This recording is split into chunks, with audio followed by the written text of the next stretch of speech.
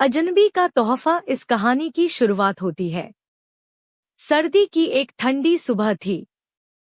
शिमला की गलियां धुंध से ढकी हुई थी। रिया, जो कि एक नवोदित लेखिका थी, अपने छोटे से घर में गर्म चाय के साथ अपने उपन्यास का नया अध्याय लिख रही थी। खिड़की के पार बर्फबारी हो रही थी और रेडियो पर कोई पुराना गाना बज रहा था। अचानक दरवाजे पर दस्तक हुई। रिया चौंकी। इतनी सुबह कौन आया होगा? उसने दरवाजा खोला तो सामने एक बूढ़ा आदमी खड़ा था। बाल सफेद, चेहरा झुर्रियों से भरा और हाथ में एक लकड़ी की छड़ी। उसने मुस्कुराते हुए कहा, बेटी, क्या मैं थोड़ी देर बैठ सकता हूँ?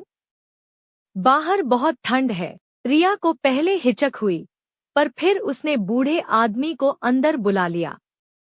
उसने उसके लिए चाय बनाई और कंबल लाकर दिया।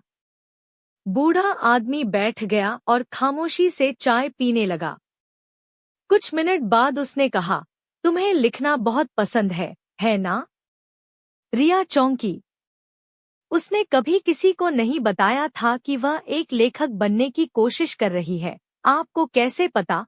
उसने पूछा। बूढ़ा आदमी हल्का सा मुस्कुराया। जो लोग दिल से लिखते हैं, उनके घर की दीवारें भी उनके जज्बातों को बयां करती हैं। तुम्हारे घर में वो एहसास है।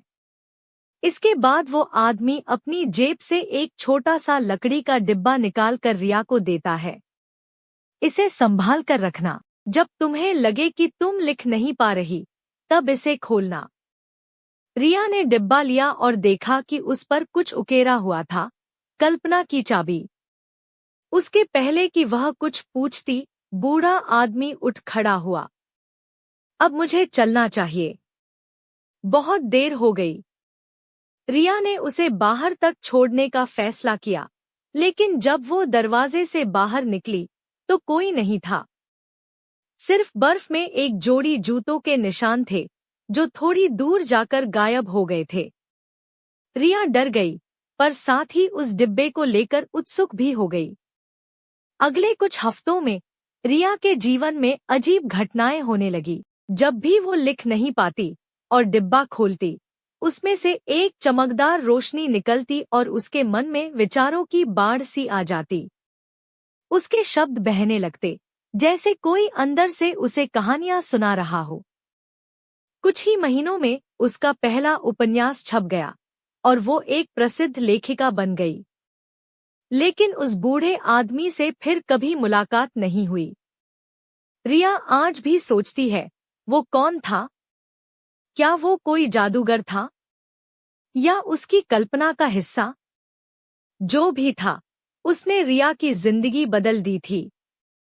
इस कहानी से हमें यह शिक्षा मिलती है कि कभी कभी अजनबी हमें वो तोहफा दे जाते हैं जो हमें खुद पर विश्वास करने की ताकत दे जाता है। ऐसी और कहानियां सुनने के लिए चैनल को सब्सक्राइब करें, बेल आइकन को दबाएं, वीडियो को लाइक और शेयर करें। धन्यवाद।